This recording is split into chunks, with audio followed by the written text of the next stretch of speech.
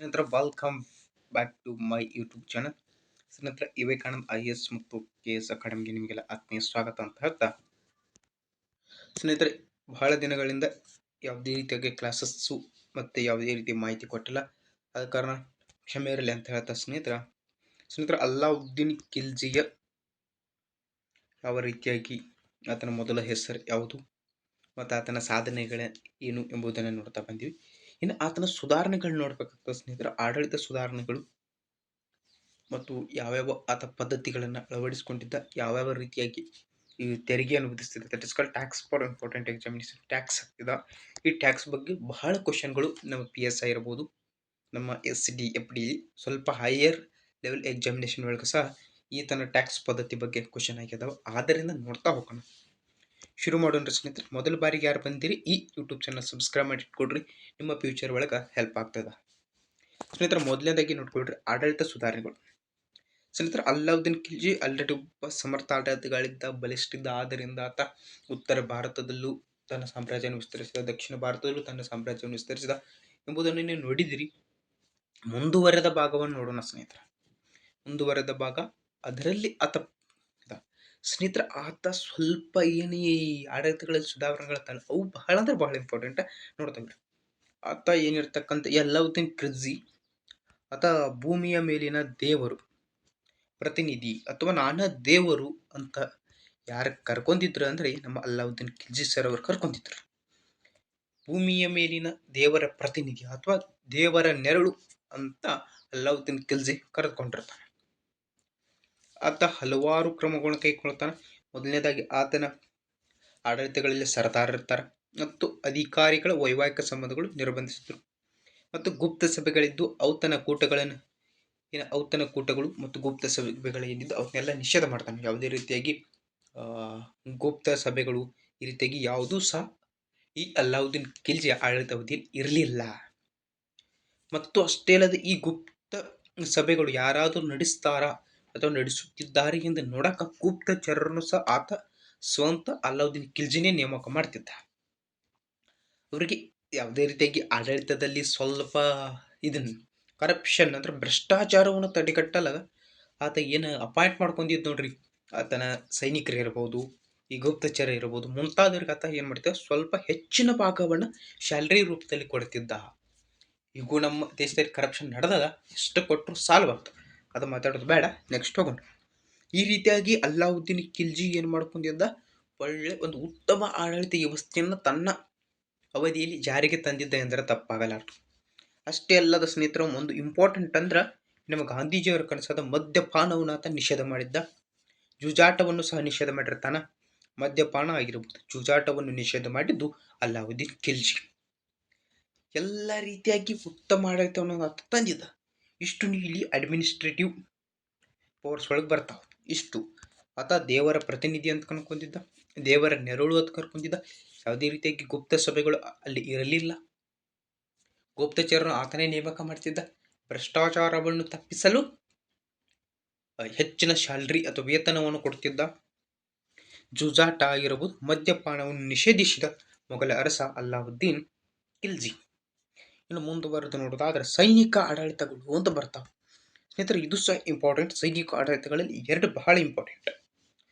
ತನ್ನ ಸಾಮ್ರಾಜ್ಯವನ್ನು ರಕ್ಷಿಸಿಕೊಳ್ಳಲು ಅಲ್ಲಾವುದ್ದೀನ್ ಖಿಲ್ಜಿ ಬೃಹತ್ ಮತ್ತು ಪ್ರಬಲ ಆಗಿರ್ತಕ್ಕಂಥ ಸೈನ್ಯವನ್ನು ಹೊಂದಿದ್ದ.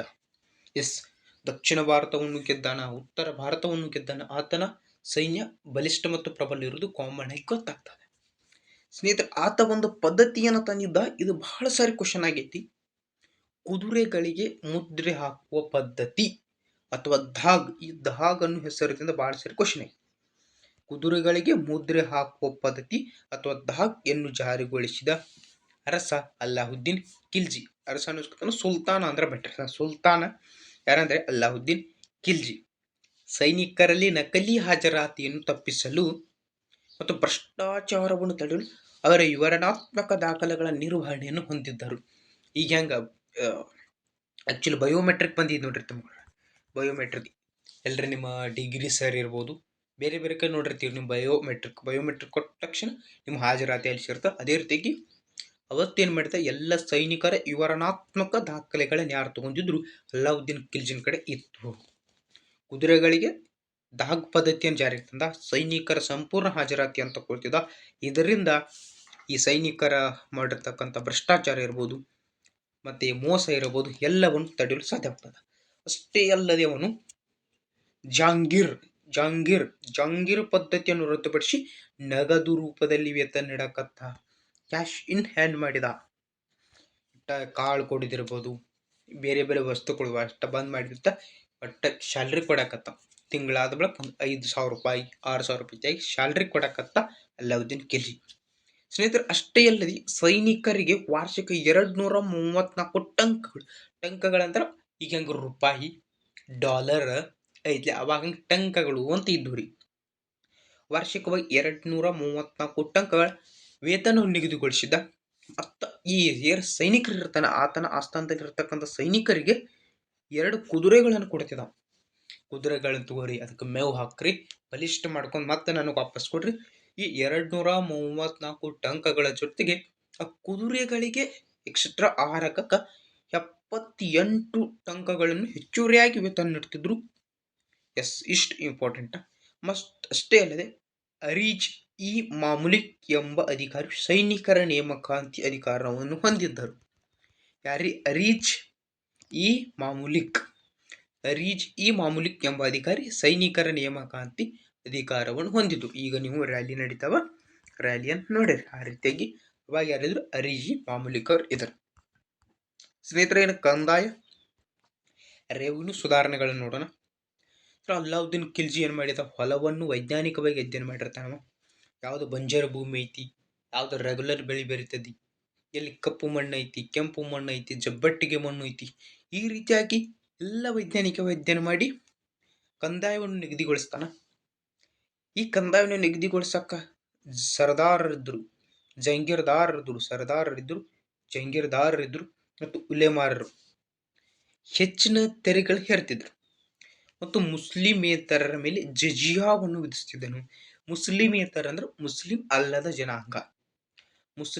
ಅಲ್ಲದ ಜನಾಂಗದವರ ಮೇಲೆ ಜಜಿಯಾ ಎಂಬ ಕಂದಾಯವನ್ನು ವಿಧಿಸುತ್ತಿದ್ರು. ಅಷ್ಟೇ ಅಲ್ಲದೆ ಅವರು ಯಾತ್ರಾ ತೆರಿಗೆ ವಿಧಿಸುತ್ತಿದ್ರು, ಸರಕು ತೆರಿಗೆ ಮುಂತಾದವುಗಳು ಕೂಡ ಕೊಡಬೇಕಾಯ್ತು. ಒಂದು ಜಜಿಯಾ ತಲೆಗಂದಾವನ್ನು ಜಾರಿಗೆ ತಂದ ಅರಸ ಯಾರಂದ್ರೆ ಅಲ್ಲಾವುದ್ದೀನ್ ಖಿಲ್ಜಿ. ಭಾಳ ಸಾರಿ ಕ್ವಶನ್ ಆಗೈತಿ, ನೋಡಿ ಇಟ್ಕೊಡ್ರತಮ್ಮ. That is called modern history ಐತಿದ, ಮಾಡರ್ನ್ ಹಿಸ್ಟ್ರಿ. ಅದರಿಂದ ಸರಿಯಾಗಿ ನೋಡ್ಕೊಡ್ರಿ, ಇದ್ರ ಬಗ್ಗೆ ಕ್ವಶನ್ ಭಾಳ ಆಗ್ತಾವ. ಸ್ನೇಹಿತರೆ, ಇನ್ನು ಮುಂದುವರೆದು ಕಂದಾಯ ಅಧಿಕಾರಿಗಳು ಭ್ರಷ್ಟಾಚಾರ ಮತ್ತು ಲಂಚಗಳನ್ನು ತಡೆಯುವ ಉದ್ದೇಶದಿಂದ ಅವರ ವೇತನವನ್ನು ಹೆಚ್ಚುಗೊಳಿಸಿದ. ಆಲ್ರೆಡಿ ಹೇಳಿದ್ರಿ.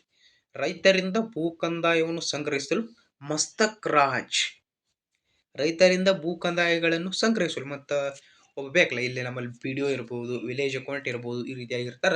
ಹಂಗಲ್ಲಿ ಒಬ್ರು ಯಾರಿದ್ರು? ಮಸ್ತಕ್ ರಾಜ್ ಎಂಬ ಮನುಷ್ಯ ಇದು. ಆತನ ಹೆಸರೇನ್ರಿ? ಮಸ್ತಕ್ ರಾಜ್. ರೈತರಿಂದ ಭೂ ಕಂದಾಯವನ್ನು ಸಂಗ್ರಹಿಸಲು ಮಸ್ತಕ್ ರಾಜ್ ಎಂಬ ವಿಶೇಷ ಅಧಿಕಾರ ಹುದ್ದೆಯನ್ನು ಯಾರು ಸೃಷ್ಟಿ ಮಾಡಿದ್ರು ಅಂದರೆ ಅಲ್ಲಾವುದ್ದೀನ್ ಖಿಲ್ಜಿ ಸೃಷ್ಟಿ ಮಾಡಿದ್ದರು. ರೈತರನ್ನು ಭ್ರಷ್ಟ ಕಂದಾಯ ಅಧಿಕಾರಿಗಳ ರಕ್ಷಿಸಲು ಅವರ ಎಸಗುವ ಕುಲಕ್ಷ ಅಪರಾಧಗಳಿಗೆ ಕಠಿಣ ಶಿಕ್ಷೆ ಸಹ ಇರ್ತಾವ. ಸರಿ ಐತಿಲ್ರಿ, ಕೊಟ್ಟಿದ್ದು ಬಾರಿ ಐತಿಲ್ರಿ ಆತನ ಆಡಳಿತಾವಧಿ. ಅದರಿಂದ ಇಂಪಾರ್ಟೆಂಟ್ ಆಗ್ತದ, ನೋಡ್ಕೋತಾರೆ. ಮೊದಲನೇದಾಗಿ ಕಂದಾಯ ಸುಧಾರಣೆಗಳು ನೋಡಿದಿರ್ತೀವಿ. ಅದರಲ್ಲಿ ಕಂದಾಯ ಸುಧಾರಣೆ ಸರ್ದಾರರಿದ್ದು, ಜಂಗೀರ್ದಾರರಿದ್ರು, ಉಲೇಮಾರು ಹೆಚ್ಚಿನ ತೆರಿಗೆಗಳು ಹೇರಿದ್ರು. ಮುಸ್ಲಿಮೇತರರ ಮೇಲೆ ಜಜಿಯಾ ಕಂದಾಯವನ್ನು ವಿಧಿಸಿದ್ರು. ಇವರು ಯಾತ್ರಾ ತೆರಿಗೆ ಕೊಡೋದಿತ್ತು, ಸರಕು ತೆರಿಗೆ ಸಹ ಕೊಡಬೇಕಿತ್ತು. ಕಂದಾಯ ಅಧಿಕಾರಿಗಳ ಭ್ರಷ್ಟಾಚಾರವನ್ನು ತಡೆಯಕ ಅವರ ವೇತನವನ್ನು ಹೆಚ್ಚಿಗೆ ಕೊಡಕತ್ತ.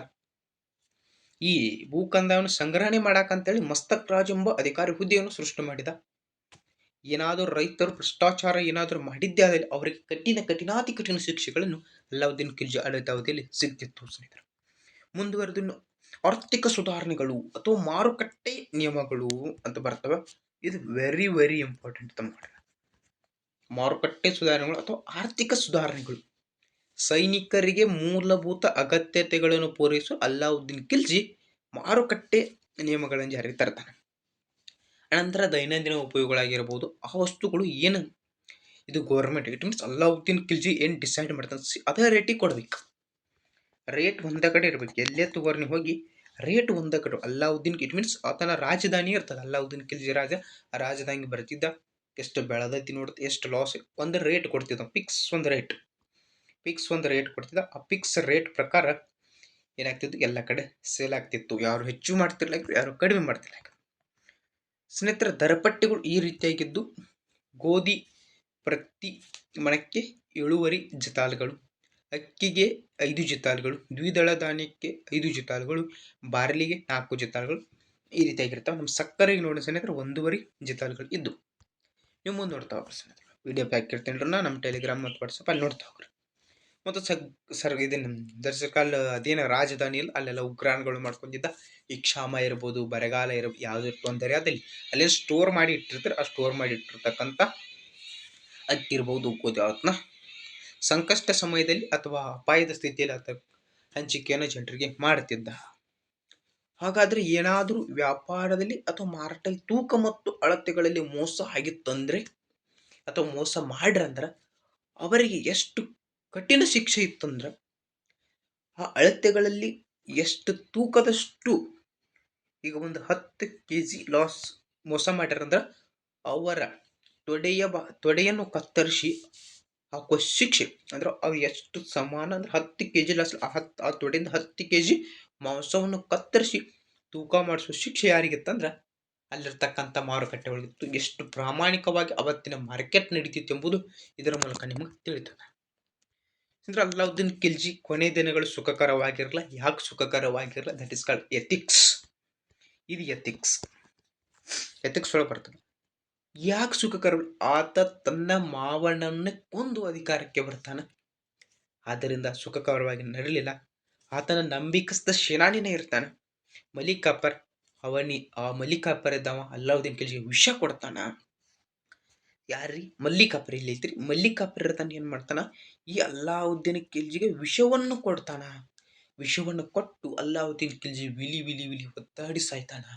ಅದಕ್ಕೆ ಹೇಳೋದು, ನೀವು ಒಬ್ಬರಿಗೆ ಮೋಸ ಮಾಡಿದ್ರೆ ನಿಮ್ಗೆ ಅದಕ್ಕಿಂತ ಕೆಟ್ಟ ಮೋಸವಾಗ್ತದೆ. ದಟ್ ಇಸ್ ಕಾಲ್ಡ್ ಕರ್ಮ. ಕರ್ಮ ಇಸ್ ರಿಟರ್ನ್ ಆಯ್ತು ಅಲ್ಲಾವುದ್ದೀನ್ ಖಿಲ್ಜಿಗೆ. ಆದ್ದರಿಂದ ಆತ ನಂಬಿಕಸ್ಥನ ಸೇನಾನಿಯಾಗಿರ್ತಕ್ಕಂಥ ಮಲಿಕ್ ಕಾಫರ್ ಇದ್ದವ ಅಲ್ಲಾವುದ್ದೀನ್ ಖಿಲ್ಜಿ ವಿಷ ಕೊಟ್ಟ ಸಾಯ್ತಾನ.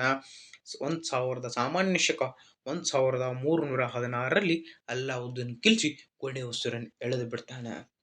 ಇದು ಅಲ್ಲಾವುದ್ದೀನ್ ಖಿಲ್ಜಿಯ ಬಗ್ಗೆ ಮಾಹಿತಿ ಐತಿ ಸ್ನೇಹಿತರೆ. ಕ್ಲಾಸ್ಗಳು ನಡೆಯಕತ್ತಾವ, ದಯವಿಟ್ಟು ವರಿ ಮಾಡ್ಕೊಳಕ್ ಹೋಗ್ಬೇಡ್ರಿ. ಮುಗಿಸ್ಕೊಡ್ತೀವಿ ಅಂತ ಹೇಳಿ ಮತ್ತೆ ಮುಗಿಸ್ಕೊಡಬೇಕು. ಪ್ರಾಮಾಣಿಕ ಪ್ರಯತ್ನ ಅಂತ ಪಡಾಕತ್ತೀವ್ರು ತಮ್ಗೊಡ್ರೆ ಕಂಟಿನ್ಯೂ ಮಾಡಿ ಸ್ನೇಹಿತರೆ. ಖಿಲ್ಜಿ ಸಂತತಿಯ ಉತ್ತರಾಧಿಕಾರಿಗಳಂದ್ರೆ ಸಿಹಾನ್ ಉದ್ದೀನ್ ಉಮರ್, ಕುತೂಬ್ ಉದ್ದೀನ್ ಮುಬಾರಕ್ ಶಾ ಮತ್ತು ನಾಸಿರ್ ಉದ್ದೀನ್ ಖುಸ್ರೋ ಶಾ ಇಷ್ಟದಾರ ನೋಡ್ಕೊಂಡಿಟ್ಟುಕೊಡ್ರಿ. ತಮ್ಗೊಡ್ರಿ ಇನ್ನು ಮುಂದೆ ಹೋಗಿರ್ತಕ್ಕಂಥದ್ದು ತುಘಲಕ್ ಸಂತತಿ. ಖಿಲ್ಜಿ ಸಂತತಿ ಆದ ನಂತರ ಬರುವುದು ತುಘಲಕ್ ಸಂತತಿ. ಸಾಮಾನ್ಯ ಶಕ 1320ರಲ್ಲಿ ಗಿಯಾಸುದ್ದೀನ್ ತುಘಲಕ್ ಅಥವಾ ಪಿಯಾಸುದ್ದೀನ್ ತುಘಲಕ್ ಎಂಬುದು ತುಘಲಕ್ ಸಂತತಿಯನ್ನು ಸ್ಥಾಪಿಸ್ತಾನೆ. ಯಾರ್ರಿ? 1320ರಲ್ಲಿ ಗಿಯಾಸುದ್ದೀನ್ ತುಘಲಕ್ ಎಂಬ ತುಘಲಕ್ ಸಂತತಿಯನ್ನು ಸ್ಥಾಪಿಸ್ತಾನೆ. ಈತ ಗಿಯಾಸುದ್ದೀನ್ ತುಘಲಕ್ ಸೇನಾನಿ ಇರ್ತಾನ, ರಾಜನೀತಿ ಶಾಸ್ತ್ರಜ್ಞ ಇರ್ತಾನೆ, ಸಮರ್ಥ ಆಡಳಿತಗಾರನಿರ್ತಾನೆ. ಅಲ್ಲಾವುದ್ದೀನ್ ಖಿಲ್ಜಿ ಹಲವಾರು ನಿರ್ದಯ ಕ್ರಮಗಳನ್ನು ಸಹ ಇವು ಏನು ಮಾಡ್ತಾನೆ ಮುಕ್ತಗೊಳಿಸ್ತಾನೆ. ಆತನೇನು ಅಲ್ಲಾವುದ್ದೀನ್ ಖಿಲ್ಜಿ ಸ್ವಲ್ಪ ಕಠಿಣ ಶಿಕ್ಷೆಗಳಿದ್ದು ಸ್ವಲ್ಪ ಆತನ ಕಡಿತಗೊಳಿಸಿ ರಾಜ್ಯದಲ್ಲಿ ಶಾಂತಿ ಮತ್ತು ಸುವ್ಯವಸ್ಥೆಯನ್ನು ಯಾರು ಕಾಪಾಡ್ತಾರಂದ್ರೆ ಈ ಗಿಯಾಸುದ್ದೀನ್ ತುಘಲಕ್ ಕಾಪಾಡ್ತಾನೆ. ಗಿಯಾಸುದ್ದೀನ್ ತುಘಲಕ್ ಅಷ್ಟು ಇಂಪಾರ್ಟೆಂಟ್ ಅಲ್ಲದೆ ಇರಬಹುದು, ಬಟ್ ಈ Mohammad bin Tughlaq very very important. ಸಾಮಾನ್ಯ ಶಕ 1325ರಿಂದ 51 ವೆರಿ ವೆರಿ ಇಂಪಾರ್ಟೆಂಟ್. ನೋಡ್ತಾ ಹೋಗೋಣ ಸ್ನೇಹಿತರೆ. 25ರಿಂದ 51 ಏನೇನು ಮಾಡ್ತಾನ ಸ್ನೇಹಿತರೆ? ಪಿಯಾಸುದ್ದೀನ್ ಅಥವಾ ಗಿಯಾಸುದ್ದೀನ್ ತುಘಲಕನ ಮಗ ಈ ಜುನಾಖಾನನು ಮೊಹಮ್ಮದ್ ಬಿನ್ ತುಘಲಕ್ ಎಂಬ ಬಿರುದಿನೊಂದಿಗೆ ಸಾಮಾನ್ಯಿಕ 1325ರಲ್ಲಿ ಸಿಂಹಾಸನ ಏರಿತು. ತಿಳಿಯಲ್ಲ, ಇಲ್ಲಿ ತಿಳಿಸ್ತಾನೆ ನೋಡ್ರಿ. ಸರ್ ಯಾರಿದ್ರೆ ಈ ಗಿಯಾಸುದ್ದೀನ್ ತುಘಲಕ್ ಇತ್ತು. ಈ ಗಿಯಾಸುದ್ದೀನ್ ತುಘಲಕನ ಮಗ ಯಾರು? ಈ ಜುನಾಖಾನ್. ಈ ಜುನಾಖಾನ ಹೆಸರ ಅಥವಾ ಈ ಜುನಾಖಾನ್ನ ಬಿರುದ ಯಾವುದಂದ್ರೆ ಮೊಹಮ್ಮದ್ ಬಿನ್ ತುಘಲಕ್. ಈ ಜುನಾಖಾನ್ ಹೆಸರು ಅಥವಾ ಬಿರುದು ಯಾರಂದ್ರೆ ಮೊಹಮ್ಮದ್ ಬಿನ್ ತುಘಲಕ್. ಎಸ್, ಹೇಳ್ತಿರಿ ಹಿಂಗೆ ತಿಳ್ಕೊರಿ. ಹಿಸ್ಟ್ರಿ ಐತಿ ಸ್ವಲ್ಪ ಚಂದ ತಿಳ್ಕೊರಿ. ಎಷ್ಟರಾಗಿ ಸಿಂಹಾಸನಕ್ಕೇರಿದ? ಸಾಮಾನ್ಯ ಶಕ 1325 ಸಿಂಹಾಸನಕ್ಕೇರಿದ. ಇನ್ನು ತುಘಲಕ್ ವಂಶದ ಪ್ರಮುಖ ದೊರೆ ತನ್ನ ಸೈನಿಕ, ಆರ್ಥಿಕ ಮತ್ತು ಆಡಳಿತಾತ್ಮಕ ಪ್ರಯೋಗಗಳಿಗೆ ಫೇಮಸ್ ಆಗಿರ್ತಕ್ಕಂಥ ಹುಲಿ ಈ ಮೊಹಮ್ಮದ್ ಬಿನ್ ತುಘಲಕ್. ಈತನ ಸೈನಿಕ ಆಕ್ರಮಣಗಳನ್ನು ನೋಡಿದ್ರೆ ಸಾಮಾನ್ಯ ಶಕ 1337ರಲ್ಲಿ ನಂಗರ್ ಕೋಟ್ ಅಂತ ಬರೋದು, ಅದರ ಮೇಲೆ ಯಶಸ್ವಿ ದಾಳಿ ಮಾಡ್ತಾನೆ. ಹಿಮಾಲಯದ ತಪ್ಪಲಿನ ಕಾರಾಜಲ್ ಮೇಲೆ ದಾಳಿ ಮಾಡಿ ಯಶಸ್ವಿ ಆಗ್ತಾನೆ. ಅಲ್ಲಿ ಸ್ವಲ್ಪ ಚಳಿ ಇರ್ತದ, ಸ್ವಲ್ಪ ಇಲ್ಲಿಂದ ಅಲ್ಲಿ ಏನಾಗ್ತದೆ, ಸ್ವಲ್ಪ ಸೈನಿಕರು ಸಾಯ್ತಾರೆ, ಅಲ್ಲಿ ಸ್ವಲ್ಪ ನಷ್ಟ ಆಗ್ತದ. ಅವನು ಕಂಪಿಲರಾಯ ಮತ್ತು ಹೊಯ್ಸಳರ ವೀರ ಬಲ್ಲಾಳ ವಿರುದ್ಧ ಸಹ ದಾಳಿ ಮಾಡ್ತಾನೆ. ಅವನ ಆಳ್ವಿಕೆಯ ಅವಧಿಯಲ್ಲಿ ಹಿಂದೂ ಮುಖಂಡರು ಮತ್ತು ಮುಸ್ಲಿಂ ಪ್ರಾಂತೀಯ ರಾಜ್ಯಪಾಲರುಗಳ ಅನೇಕ ದಂಗೆಗಳಾಗ್ತಾವ. ಅವುಗಳು ನಿರ್ದಯವಾಗಿ ಆತ ಸೆದೆ ಬಿಡ್ತಾನ.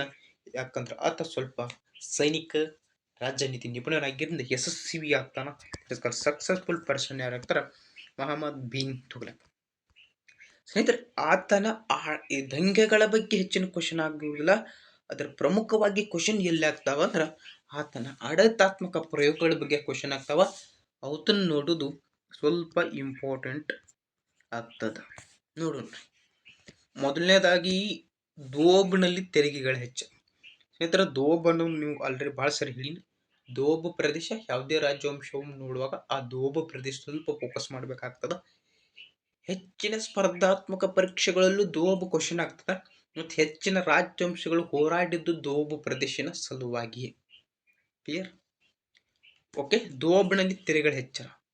ಇದು ಗಂಗಾ ಮತ್ತು ಯಮುನಾ ನದಿಗಳು ಏನು ಬರ್ತಾವ ನೋಡ್ರಿ. ಈ ಗಂಗಾ ಮತ್ತು ಯಮುನಾ ನದಿಗಳ ಫಲವತ್ತಾದ ಏನು ಪ್ರದೇಶ ಇರ್ತದೆ, ಅದು ಫಲವತ್ತಾದ ಮಣ್ಣು ಬೀಳ್ತದೆ. ಅಲ್ಲಿ ಖಾದರ್ ಮತ್ತು ಭಾಗರ್ ಎಂಬ ಮಣ್ಣು ಬೀಳ್ತದೆ. ಆ ಖಾದರ್ ಮತ್ತು ಭಾಗರ್ ಎಂಬ ಮಣ್ಣುಗಳಲ್ಲಿ ಸ್ವಲ್ಪ ಫಲವತ್ತತೆ ಇರ್ತದೆ. ಆ ಫಲವತ್ತತೆ ಪ್ರದೇಶ ಏನಿರ್ತದೆ ಅಲ್ಲಿರ್ತಕ್ಕಂಥ ಜನರ ಮೇಲೆ ಈ ಮೊಹಮ್ಮದ್ ಬಿನ್ ತುಘಲಕ್ ತೆರೆಗಳನ್ನು ಹೆಚ್ಚು ಮಾಡಿಬಿಡ್ತಾರೆ. ಇದು ಒಳ್ಳೆ ನಿರ್ಧಾರ ಆಗಿತ್ತು. Yes, this is a good decision. Mohammad bin Tughlaq ಒಳ್ಳೆ ನಿರ್ಧಾರವನ್ನು ತೆಗೆದುಕೊಂಡಿದ್ದ. ಆದರೆ ಅಲ್ಲಿ ಒಂದು ಮಿಸ್ಟೇಕ್ ಆಗಿತ್ತು. ಸರಿ, ಆತ ಯಾವಾಗ ಮೊಹಮ್ಮದ್ ಬಿನ್ ತುಘಲಕ್ ತೆರಿಗೆಯನ್ನು ಹೆಚ್ಚು ಮಾಡಿದ್ರೆ ಅಲ್ಲಿ ಮಳೆಯ ಕೊರತೆ ಇತ್ತು. ಸ್ನೇಹಿತರೆ, ಮಳೆಯ ಕೊರತೆ ಇತ್ತು. ಸ್ವಲ್ಪ ಬರಗಾಲದ ಪರಿಸ್ಥಿತಿ ಇತ್ತು ರೀ. ಯಾವ್ದ್ರಿ? ಬರಗಾಲದ ಪರಿಸ್ಥಿತಿ. ಈ ಬರಗಾಲದ ಪರಿಸ್ಥಿತಿಯ ಸಂದರ್ಭದಲ್ಲಿ ಈ ಮೊಹಮ್ಮದ್ ಬಿನ್ ತುಘಲಕ್ ಟ್ಯಾಕ್ಸ್ ಹೆಚ್ಚು ಕೊಡಬೇಕು ಅಂತ ಹೇಳಿ ನೀವು ಟ್ಯಾಕ್ಸ್ ಹೆಚ್ಚು ಕೊಡ. ಅವಾಗ ಮೊದಲ ಬರಗಾಲ, ರೈತರ ಬೆಳೆ ಬೆಳೆದಿರುವುದಿಲ್ಲ, ರೈತರು ಮೊದಲ ತಲೆ ತಾಪಾಗಿದ್ರು. ಈ ಮೊಹಮ್ಮದ್ ಬಿನ್ ಒಟ್ಟ ಟ್ಯಾಕ್ಸ್ ಹೆಚ್ಚು ಮಾಡಿದ, ಹಿಂಗಾಗಿ ತಲೆ ಕಟ್ಟಿಬಿಟ್ಟಿದ್ರು ರೈತರಿಗೆ. ರೈತರು ತೆರಿಗೆ ಕೊಟ್ಟ ಸಾಧ್ಯವಾಗಲಿಲ್ಲ, ಒಟ್ಟ ಸಾಧ್ಯವಾಗಿಲ್ಲ ಸರ್. ಒಟ್ಟ ಬರಗಾಲ ಬಿದ್ದಿರ್ತೀರಿ ನಮ್ಮ ಕಡೆ, ನೋ ಕ್ಯಾಶ್ ಅಂದ್ಬಿಟ್ರು. ಬಟ್ ನೋ ಕ್ಯಾಶ್ ಯಾರು ಅಂದ್ರಲ್ಲ ಅವ್ರು ಒಟ್ಟ ಕಠಿಣಾತಿ ಕಠಿಣ ಶಿಕ್ಷೆಗಳಿಂದ ಶಿಕ್ಷಿಸಿದ. ಇದರಿಂದ ಈ ತುಘಲಕ್ ಏನು ಮಾಡಿದ? ಜನಪ್ರಿಯತೆಯನ್ನು ಕಳೆದುಕೊಂಡ. ಅದಕ್ಕೆ ಹೇಳುದು, ನಾವು ಏನು ಮಾಡಕತ್ತೀವಿ ಮತ್ತು ಯಾವಾಗ ಮಾಡಕತ್ತೀವಿ ಅದು ಭಾಳ ಇಂಪಾರ್ಟೆಂಟ. ಎರಡೂ ಸಹ ಏನು ಮಾಡತ್ತೀವಿ, ಯಾವಾಗ ಮಾಡ್ತೀವಿ. ಸರ್, ನನಗೆ 40 ಜಗತ್ತಿನ ಈಗ ಕಾಂಪಿಟೇಟಿವ್ ಓದ್ತೀನಿ ರೀ, ಯೂಸ್ ಇಲ್ರಿ ತಮ್ಮ. ಯಾವಾಗ ಓದ್ಬೇಕ್ರಿ competitive exam? Sir, degree admission ಮಾಡೀನಿ ರೀ, ಓದಾಕತ್ತೇನ್ರಿ, ಇದು ಬೆಸ್ಟ್ ಟೈಮ್. ಸರ್, ಸ್ವಲ್ಪ ನಮಗೆ ತಿಳಿಯಿಲ್ರಿ, ಡಿಗ್ರಿ ಮುಗಿತ್ರಿ ಈ ವರ್ಷ, ಈಗ ಓದತ್ತೇನೆ, ಇದು ಸ್ವಲ್ಪ ಡಿಸಿಷನ್ ಒಳ್ಳೇದ, ಅದ್ರಾಗೇನು ಕೆಟ್ಟದಲ್ಲ. ಆದ್ದರಿಂದ ಸರಿಯಾದ ಟೈಮಕ್ಕೆ ಏನು ಮಾಡಬೇಕು, ಯಾವಾಗ ಮಾಡಬೇಕು, ಇದು ಇಂಪಾರ್ಟೆಂಟ್. ಮುಂದುವರೆದ ಸ್ನೇಹಿತರೆ, ಇನ್ನು ಇಂಥ ರಾಜಧಾನಿಯನ್ನು ವರ್ಗಾವಣೆ ಸಹ ಮಾಡ್ತಾನೆ. ಸಾಮಾನ್ಯ ಶಕ 1327ರಲ್ಲಿ ರಾಜಧಾನಿಯನ್ನು ವರ್ಗಾವಣೆ ಮಾಡ್ತಾನೆ. ಎಲ್ಲಿಂದ ಎಲ್ಲಿಗೆ ವರ್ಗಾವಣೆ ಮಾಡ್ತಾ? ಇದರಿಂದ ಈ ವರ್ಗಾವಣೆಯಿಂದ ಸ್ವಲ್ಪ ಆತ ಏನು ಮಾಡ್ತಾನೆ, ತನ್ನ ಪ್ರೆಸ್ಟೀಜನ್ನು ಸಹ ಕಳ್ಕೊತಾನೆ, ತನ್ನ ಜನಪ್ರಿಯತೆಯನ್ನು ಕಳ್ಕೊತಾನೆ. ನೋಡ್ರಿ, ಅದಕ್ಕಂತ ಮೊಘಲರ ದಾಳಿಗಳಾಗ್ತಿದ್ದು, ಅಲ್ಲಾವುದ್ದೀನ್ ಖಿಲ್ಜಿಯ ಕಾಲದಲ್ಲಿ ಸಹ ಮೊಘಲರ ದಾಳಿಗಳಾಗ್ತಿದ್ದು. ಈ ಮೊಹಮ್ಮದ್ ಬಿನ್ ತುಘಲಕ್ನ ಕಾಲದ ಸಲ ಮೊಘಲರ ದಾಳಿಗಳಾಗ್ತಿದ್ದು. ಮೊಘಲರ ದಾಳಿಗಳಂದ್ರೆ ಬಹಳ ಬಲಿಷ್ಠ ಇರ್ತಾರೆ ಅವರು. ಬ್ರಿಸ್ ಆಳುಗಳು, ತಾಂಡ ಆಳುಗಳು ಬರ್ತಿದ್ರು, ತಿರುಗಾಡಿ ಬಿಡ್ತಿದ್ರು. ಅದರಿಂದ ತನ್ನ ರಾಜಧಾನಿಯನ್ನು ರಕ್ಷಣೆ ಮಾಡ್ಕೊಳಕ ಆತ ದೆಹಲಿಯಿಂದ ಎಲ್ಲಿಗೆ ದೇವಗಿರಿಗೆ ತನ್ನ ರಾಜಧಾನಿಯನ್ನು ಸ್ಥಳಾಂತರ ಯಾರು ಮಾಡಿದ್ರು ನಿರ್ಧಾರ ಮಾಡಿದ. ಇಲ್ಲಪ್ಪ, ಮತ್ತು ಮೊಘಲರ ದಾಳಿಗಳು ಭಾಳ ಆಗತ್ತದ, ಮತ್ತು ಇದು ಸ್ವಲ್ಪ ಇದಕ್ಕೈತಿ. ಆದ್ದರಿಂದ ಏನು ಮಾಡು, ದೆಹಲಿಯಿಂದ ದೇವಗಿರಿಗೆ ರಾಜಧಾನಿಯ ಸ್ಥಳಾಂತರ ಮಾಡುನು ಅಂತ ಹೊಡ್ಸ್ಕೊಂಡು ಅಲ್ಲಿ ದೇವಗಿರಿ ಸಮೀಪದಲ್ಲಿ ಹೊಸ ನಗರವನ್ನು ನಿರ್ಮಾಣ ಮಾಡಿದ. ಅದೇ ದೇವಗಿರಿಯ ಸಮೀಪ ಅನ್ನೋಕೆ ಅಲ್ಲ, ದೇವಗಿರಿಯಲ್ಲಿ ಮಾಡಿದ. ಅದಕ್ಕೊಂದು ಹೆಸರಿಟ್ಟ, ಆ ಹೆಸರೇ ದೌಲತಾಬಾದ್. ಸಾರಿ, ದೆಹಲಿಯಿಂದ ದೇವಗಿರಿಯ ಸಮೀಪದಲ್ಲಿ ಒಂದು ನಗರ ನಿರ್ಮಾಣ ಮಾಡಿದ. ಆ ನಗರದ ಹೆಸರು ಏನು? ದೌಲತಾಬಾದ್. ಹೊಸ ರಾಜಧಾನಿ ಹೆಸರು ದೌಲತಾಬಾದ್. ಇಷ್ಟೆಲ್ಲ ಇಟ್ಟ ಗಡಿ ಪ್ರದೇಶಕ್ಕೆ ಸಮೀಪ ದೆಹಲಿ. ಅಲ್ಲಿಂದ ಆತ ಏನು ಮಾಡಿದ, ಸ್ವಲ್ಪ ಮಧ್ಯದಲ್ಲಿ ಅಥವಾ ಕೇಂದ್ರದಲ್ಲಿರ್ತಕ್ಕಂಥ ರಾಜಧಾನಿ ನಮ್ಮ ದೇವಗಿರಿ ಅಥವಾ ದೌಲತಾಬಾದ್ಗೆ ಹೋದ. ಎಲ್ಲ ಡಿಸಿಷನ್ ಮಾಡ್ಕೊಂಡು ಗುಡ್ ಡಿಸಿಷನ್ನ ಹೋಗೋಣ ಅಂತ ಎಲ್ಲ ಜನರಿಗೆ ಹೇಳಿದ. ಮತ್ತೇನು ಮಾಡ್ಬೇಕು, ರಾಜನ ಆದೇಶ ಆಗೈತಿ, ಎಲ್ಲ ಜನರು ಹೊಂಟ್ರು. ಇಲ್ಲೊಬ್ಬಿರ್ತಕ್ಕಂಥ ಒಬ್ಬ ಪ್ರಮುಖ ಇತಿಹಾಸಕಾರ ಏನು ಹೇಳ್ತಾನೆ, ಬರಾನಿಯನ್ನು ಪ್ರಮುಖ ಇತಿಹಾಸಕಾರ ಏನು ಹೇಳ್ತಾನೆ ಅಂದರೆ, ಸಮಸ್ತ ಜನತೆಯನ್ನು ಸ್ಥಳಾಂತರಿಸಲು ಬಯಸ್ತಾನೆ. ಒಂದು ಬೆಕ್ಕು ಮತ್ತು ನಾಯಿಯನ್ನು ಸಹ ಬಿಡಲಿಲ್ಲ. ಒಂದು ಬೆಕ್ಕು ಸಹ, ಒಂದು ನಾಯಿಯನ್ನು ಸಹ ಬಿಡಲಿಲ್ಲ. ಆ ಬೆಕ್ಕು ಮತ್ತು ನಾಯಿ ಎಲ್ಲವನ್ನು ತೆಗೆದುಕೊಂಡು ಯಾರು ಹೋಗ್ತಾರೆ? ಈ ಮಹಮ್ಮದ್ ಬಿನ್ ತುಘಲಕ್ ಹೋಗ್ತಾರೆ. ಅಂದ್ರೆ ಅಲ್ಲಿರ್ತಕ್ಕಂಥ ಪ್ರತಿಯೊಬ್ಬ ಜನರನ್ನು ಸಹ ಆತ ಬಿಡಲಿಲ್ಲ ಅಂತ ಹೇಳ್ತಾರ ನಮ್ಮ ಬರಾನಿಯವರು. ಮುಂದುವರೆದು ಮತ್ತೊಬ್ಬ ಇತಿಹಾಸಕಾರನಾಗಿರತಕ್ಕಂಥ ಈ ಇಬನ್ ಬತೂತ್ ಅವ್ರು ಏನ್ ಹೇಳ್ತಾರ, ಹೊಸ ರಾಜಧಾನಿಗೆ ಹೋಗಲು ಇಚ್ಛಿಸದ, ಅಂದ್ರೆ ಹೊಸ ರಾಜ್ಯಕ್ಕೆ ಹೋಗೋದು ಬೇಡ ಅಂತ ಹೇಳ್ತಿರೋ ಒಬ್ಬ ಕುರುಡ ಮತ್ತು ಹೆಳವರನ್ನು ಸಹ ಎಳೆದೊಯ್ಯಲಾಯಿತು. ಕಾಣ್ತಿರ್ಲಿಲ್ಲ, ಬರುದಿಲ್ಲ ಅಂತ ಹೇಳ್ತಾರ. ರಾಜ ನನ್ ಕಲ್ಬಿಡ್ಲಿ ಒಟ್ಟ ಎಳ್ಕೊಂಡು ಯಾರು ಹೋದ್ರು ಅಂತ ಯಾರು ಹೇಳ್ತಾರ, ನಮ್ಮ ಇಬನ್ ಬತೂತ್ ಎಂಬ ಇತಿಹಾಸಕಾರ ಹೇಳ್ತಾರ. ಇಷ್ಟೆಲ್ಲ ಆಯ್ತು, ಎಲ್ಲರನ್ನು ಓದ, ಎಲ್ಲ ಸಮರ್ಪಕ ಕಾರಣ ಕೊಟ್ಟು ಒಯ್ಯಕತ್ತ. ಪಾಪ ದೆಹಲಿ, ನಮ್ಮ ಡೆಲ್ಲಿಯಿಂದ ಈಗ ಪ್ರೆಸೆಂಟ್ಲಿ ಡೆಲ್ಲಿ, ಆ ಡೆಲ್ಲಿಯಿಂದ ಈ ದೌಲತಾಬಾದ್ಗೆ 1120 ಕಿಲೋಮೀಟರ್ ಡಿಸ್ಟೆನ್ಸ್ ಇತ್ತು. ಡೆಲ್ಲಿಯಿಂದ ದೌಲತಾಬಾದ್ಗೆ ಎಷ್ಟು ಡಿಸ್ಟೆನ್ಸ್ ಇತ್ತು ರೀ? 1120 ಕಿಲೋಮೀಟರ್. ಜನರು ನಡ್ಕೊಂಡು ಹೋಗಬೇಕಿತ್ತು. ಅವ್ರಿಗೆ ವಸ್ತುಗಳು ಸ್ವಲ್ಪ ತಲೆ ಮೇಲೆ ಹೊತ್ಕೊಳ್ದು, ಸ್ವಲ್ಪ ಕುದುರೆ ಮೇಲೆ, ಈ ರೀತಿಯಾಗೆಲ್ಲ ಒಯ್ಯಕತ್ರು. ಹೋಯ್ತಾ ದಟ್ಟ ಕಾಡುಗಳ ಕಾಡುಗಳಿತ್ತು ಮತ್ತೆ 1120 ಕಿಲೋಮೀಟರ್ ದೂರ, ಕಂಡಪಟ್ಟಿ ದೂರ ರೀ. ನಡು ಎಲ್ಲ ಕಟ್ಟಡಗಳು, ದಟ್ಟ ಕಾಡುಗಳಿರ್ಬೋದು, ಕಟ್ಟಡಗಳಿರಬಹುದು. ಕೆಷ್ಟ ಮಳೆ ಬರಾಕೈತು, ಯಾವುದೇ ರೀತಿ ಆಶ್ರಯ ಸಿಗಲಿಲ್ಲ. ಹಲವಾರು ಕಾಯಿಲೆಗಳು ಬಂದು ನಮ್ಮ ದರೋಡೆಕೋರು ಸಹ ಭೇಟಿ ಆದರು. ಜನರ ಹಸಿವು ಮತ್ತು ಕೆಟ್ಟ ಸಾವು ನೋವುಗಳಿಗೆ ಕಾರಣ ಆಗಿಬಿಟ್ಟಿತು. ಸುಲ್ತಾನಿಗೆ ಧರು ಅತಿಯಪ್ಪ, ನಾ ಏನು ಮಾಡಿ ನೀವು ಒಟ್ಟ ಚೇ ಅಂದ. ಈಗ ಒಟ್ಟ ನೀವು ದೇವಗಿರಿ ಮತ್ತು ದೌಲತಾಬಾದಕ್ಕೆ ಹೋಗಬೇಡ್ರಿ ತಂದ್ಬಿಟ್ರೆ, ಮತ್ತೆ ನೀವು ದೌಲತಾಬಾದದಿಂದ ಎಲ್ಲಿಗೆ ಬರ್ರಿ, ಮತ್ತೆ ಹೊಳ್ಳೆ ನಮ್ಮ ಡೆಲ್ಲಿಗೆ ಬರ್ರಿ ಅಂದ್ಬಿಟ್ಟ. ಒಟ್ಟ ಇದು 1120 ಕಿಲೋಮೀಟರ್ ತಿಂಗ್ ಹೊಂಟರು ಜನರು. ಇಲ್ಲೆಲ್ಲ ಸಾವು ನೋವುಗಳದು. ಮತ್ತೆ ನೀವೇನು ಮಾಡ್ರಿ, ಮತ್ತೆ ಹೊಳ್ಳಿ ಬರ್ರಿ ಅಂತ ಜನರಿಗೆ ತಲೆ ಕೆಟ್ಟು ಹೋಯ್ತು. ಆದರೆ ರಾಜನ ಆದೇಶ ಮೀರಕ್ಕೆ ಬರುವುದಿಲ್ಲ. ಮತ್ತೆ ಇಲ್ಲಿರ್ತಕ್ಕಂಥ ಜನರು ಹಿಂಗೆ ಮತ್ತೆ ಹೊಂಟರು. ಮತ್ತೆ ಅದೇ ಸೇಮ, ಮತ್ತು ಮಳೆ, ಸಾವು ನೋವುಗಳು, ದರೋಡೆಗಳು, ಸಾಂಕ್ರಾಮಿಕ ರೋಗಗಳು, ಮತ್ತಷ್ಟು ಜನರು ಏನಾದರೂ ತೀರ್ಕೊಂಡ್ರು. ಇದರಿಂದ ಆತನ ಪ್ರಸಿದ್ಧ ಅಥವಾ ಜನಪ್ರಿಯತೆಯನ್ನು ಸಂಪೂರ್ಣವಾಗಿ ಕಳೆದುಕೊಳ್ತಾನೆ ಈ ಯಾರು, ನಮ್ಮ ಮಹಮ್ಮದ್ ಬಿನ್ ತುಘಲಕ್. ಆದ್ದರಿಂದ ಏನು ಮಾಡಬೇಕು, ಯಾವಾಗ ಮಾಡಬೇಕು, ಯಾವ ರೀತಿ ಮಾಡಬೇಕು ಅನ್ನೋದು ಸಹ ಇಂಪಾರ್ಟೆಂಟ್ ಆಗ್ತದೆ. ಹೌದಲ್ರಿ, ನಾನು ಹೇಳೋದು ಸುಳ್ಳೈತೆ ಕರೈತೆ ಹೇಳ್ರಿ. ಅದಾದ ನಂತರ ನಾಣ್ಯ ಒಂದು ಬರ್ತದೆ, ಸಂಕೇತ ನಾಣ್ಯ. 1329ರಿಂದ 32. ಇದು 39 39ರಿಂದ 32. ಸ್ವಲ್ಪ ಇದು ಸಹ ಪ್ರಾಮುಖ್ಯತೆಯನ್ನು ಹೊಂದಿರ್ತದೆ. ಸಂಕೇತ ನಾಣ್ಯ ಚಲಾವಣೆ ಸಾಮಾನ್ಯ ಶಕ 1329ರಿಂದ 32. ಮೊಹಮ್ಮದ್ ಬಿನ್ ತುಘಲಕ್ ಇದ್ದ ನಾಣ್ಯವನ್ನು ಚಲಾವಣೆಗೆ ತರುವ ಪ್ರಾಮಾಣಿಕ ಪ್ರಯತ್ನ ಮಾಡುತ್ತಿದ್ದ. ದುಬಾರಿ ಲೋಹಗಳಾದ ಚಿನ್ನ, ಜೊತೆ ಕಾಸ್ಟ್ಲಿ ಸರ್, ಪ್ರೆಸೆಂಟ್ಲಿ ಕಾಸ್ಟ್ಲಿ. ಈ ಚಿನ್ನ ಮತ್ತು ಬೆಳ್ಳಿ ಉಳಿತಾಯ ಮಾಡುವ ಅಥವಾ ತಲೆ ಉಳಿಸಿಬಿಟ್ಟ. ಬ್ರಾಡ್ ಮೈಂಡೆಡ್ ಪೀಪಲ್ ಅವರೆಲ್ಲ ಒಟ್ಟ ತಲೆ ಉಳಿಸಿದ, ಚಿನ್ನ ಬೆಳ್ಳಿ ಉಳಿಸುನು ಅಂತ ಹೇಳಿ. ಮತ್ತು ಚಿನ್ನ ಮತ್ತು ಬೆಳ್ಳಿಯಿಂದ ನಮಗೆ ಕಡಿಮೆ ಹಣ ಪ್ರಿಂಟ್ ಆಗ್ತದೆ. ಇದರಿಂದ ಆತ ಏನು ಮಾಡಿದ, ಪ್ರಮುಖವಾಗಿ ತಾಮ್ರದ ನಾಣ್ಯಗಳನ್ನು ಹೊಡಿಸುನು ಅಂತ ತಲೆ ಹೊಡಿಸಿದ. ಇದು ಒಳ್ಳೆ ಡಿಸಿಷನ್. ಅಂದ್ರೆ ಅವು ಸಹ ಬೆಳ್ಳಿಯ ನಾಣ್ಯಗಳು ಮತ್ತು ಬಂಗಾರದ ನಾಣ್ಯಗಳಿಗಿಂತ ಈಕ್ವಲ್ ಪೊಸಿಷನ್. ಇಲ್ಲೊಂದು ಬೆಳ್ಳಿ ನಾಣ್ಯ ಐತ್ರಿ, ಇಲ್ಲೊಂದು ತಾಮ್ರದ ನಾಣ್ಯ ಐತಿ, ಎರಡೂ ಸಹ ಸಮ ಅಂತ ಹೇಳಿಬಿಟ್ರು. ಎಲ್ಲ ಜನರು ಕಬರಿ ಹಾರಿರು, ಇರಲಿಲ್ಲ ನಮ್ಮ ರಾಜ ಏನೋ ಮಾಡತ್ತಾನ ನೋಡುನು ಅಂತೇಳಿ ಕೂತ್ರು. ಆತ ಮಾಡಿರೋ ಒಂದು ಮಿಸ್ಟೇಕ್ ಏನಂದ್ರೆ, ಇದೇನು ಟಂಕ ಶಾಲೆಗಳು ಅದಾವ ನಮ್ಮ ಪ್ರೆಸೆಂಟ್ ನಮ್ಮ ಭಾರತದಲ್ಲೂ ಅದಾವ. ನಮ್ಮ ಮೈಸೂರು ಇರ್ಬೋದು, ಸಾಲ್ಬಾನಿ ಇರ್ಬೋದು, ಈ ರೀತಿಯಾಗಿ ಏನದಾವಲ್ಲ, ಇವು ಏನಾಯ್ತು, ಇವಾಗೆಲ್ಲ ಈಗ ಸರ್ಕಾರದ ಕಂಟ್ರೋಲ್ದಾಗ ಅದ ಮತ್ತು ನಮ್ಮ R B I reserve bank of India ಕಂಟ್ರೋಲ್ದಾಗ ಅದ. ಫಸ್ಟ್ ಆಗೇನು ಮಾಡಿದ ಈ ಮೊಹಮ್ಮದ್ ಬಿನ್ ತುಘಲಕ್ ಅಥವಾ ಸರ್ಕಾರದ ಕೈಯಲ್ಲಿ ಅವತ್ತಕ್ಕೆ ಕೊಡಲಿಲ್ಲ ಅವತ್ತನ್ನು. ಯಾರು ಬೇಕಾದವ್ರು ಹಚ್ಚಕ್ಕತ್ರು, ಯಾರು ಬೇಕಾದವ್ರು ಹಚ್ಚೋದು, ಯಾರು ಬೇಕಾದ್ರೆ ಪ್ರಿಂಟ್ ಮಾಡಿದು ಅದಂಗೆ ಇದನ್ನ ಹಾಕ್ತಾರೆ, ಹಚ್ಚು ಸಿಲ್ ಹಂಗೆ ಬಡ್ದ ಬಂದ್ಬಿಟ್ಟು. ಬಟ್ ತಾಮ್ರದ ನಾಣ್ಯಗಳು ಅಗ್ದಿ ಇಡೀ ಸಾಮ್ರಾಜ್ಯ ತುಂಬ ಪ್ರಭಾವನ ಹರಿದ್ಬಿಟ್ಟು ಯಾರು ಬೇಕಾದವ್ರು ಮಾಡಬಹುದ್ರಿ. ಸಣ್ಣ ಒಂದು ಫ್ಯಾಮಿಲಿ ಸಹ ದಿನ ಅದನ್ನ ಮಾಡ್ಕೊಂಡು ಕೂತ್ಬಿಡ್ತು. ಮತ್ತೊಂದು ಸಹ ಇದೇ ಸಮಯದಲ್ಲಿ ಮಿಸ್ಟೇಕ್ ಮಾಡ್ತಾನ. ಇದು ಏನು ನಕಲಿ ನಾಣ್ಯಗಳ ಪಾವತಿಸುವುದು, ವಿನಿಮಯದ ಮಾದರಿ ತಾಮ್ರದ ನಾಣ್ಯಗಳನ್ನು ಬಳಸುವುದು ಅಂತೇಳಿ ಡಿಸೈಡ್ ಮಾಡಿರ್ತಾರೆ ಈ ಮೊಹಮ್ಮದ್ ಬಿನ್ ತುಘಲಕ್ ರವರು. ವ್ಯಾಪಾರ ಅಪಾರ ನಷ್ಟಕ್ಕೀಡಾಯ್ತು. ಯಾರು ಬೇಕಾದವ್ರಿಗೆ ಕಂಡಪಡಿ ದಿನಕ್ಕೊಂದು 100 ನಾಣ್ಯ ಮಾಡುತ್ತೆ, ಏನು ಬೇಕು ತರೋದೈತಿ, ಎಂಜಾಯ್ ಮಾಡೋದೈತಿ. ಹಣದುಬ್ಬರ ಗೊತ್ತೈತೆ, ಹಣದುಬ್ಬರ ಯಾವ ರೀತಿಯಾಗಿ ಆಗ್ತದೆ, ಏನಾಗ್ತದೆ. ಎಕನಾಮಿಕ್ಸ್ ಕ್ಲಾಸ್ ಹೇಳಕ್ ಹೋಗೋಣ. ಇನ್ಫ್ಲೇಷನಲ್ ಯಾವ ರೀತಿ ಆಗ್ತದೆ, ಹೆಂಗೆ ಆಟೋಮೆಟಿಕ್ಲಿ ಹಣ ಮತ್ತು ವಸ್ತುಗಳು ಎಕ್ಸ್ಚೇಂಜ್ ಆಗ್ತಾವ, ಆರ್ ಬಿ ಐ ಅವಾಗ ಏನು ನೀತಿ ತಗೋತದ, ಸರ್ ರಿವರ್ಸ್ ರೆಪೋ ಅಂದ್ರೆ ಏನು, ರೆಪೋ ದರ ಅಂದ್ರೆ ಏನು, ಎಸ್ ಎಸ್ ಆರ್ ಅಂದ್ರೆ ಏನು, ಸಿ ಆರ್ ಎಸ್ ಅಂದ್ರೆ ವೆರಿ ಇಂಪಾರ್ಟೆಂಟ್. ಎಕನಾಮಿಕ್ಸ್ ಟೀಚ್ ಮಾಡೋದು ಒಂಥರ ಮಜಾ ಇರೋದು, ಭಾಳ ಚಂದ ಕಲಿಬೇಕು ಅದನ್ನು.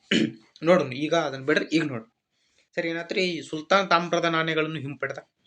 ಅದೇನು ಪ್ರಿಂಟ್ ಮೀನ್ಸ್ ಅಚ್ಚು ಹಾಕಿರಲ್ಲ ಆ ತಾಮ್ರದ ನಾಣ್ಯಗಳನ್ನು ಬಾಳಿ ಕೊಡ್ರಿ, ನಿಮ್ಮ ಕಡೆಗೆ ಎಷ್ಟು ಅದ ಒಟ್ಟೆಲ್ಲ ತಾಮ್ರದ ನಾಣ್ಯಗಳನ್ನು ಹಾಕೊಡ್ರಿ, ಆ ಪಾಲಿಂದ ನೀವೆಲ್ಲ ಚಿನ್ನ ಮತ್ತು ಬೆಳ್ಳಿಯ ನಾಣ್ಯಗಳನ್ನು ತೆಗೆದುಕೊಳ್ರಿ ಅಂತ. ಜನರು ಮತ್ತೆ ಕಬರ್ ಹಾರಿ ಒಟ್ಟ ಫುಲ್ ನೈಟ್ ಎಲ್ಲ ಮಣ್ಕೊಳ್ದ ಮತ್ತೆಲ್ಲ ತಾಮ್ರದ ನಾಣ್ಯ ರೆಡಿ ಮಾಡ್ರು. ರಾಜ ಓದೋದು ಕೊಡಾತ್ರು.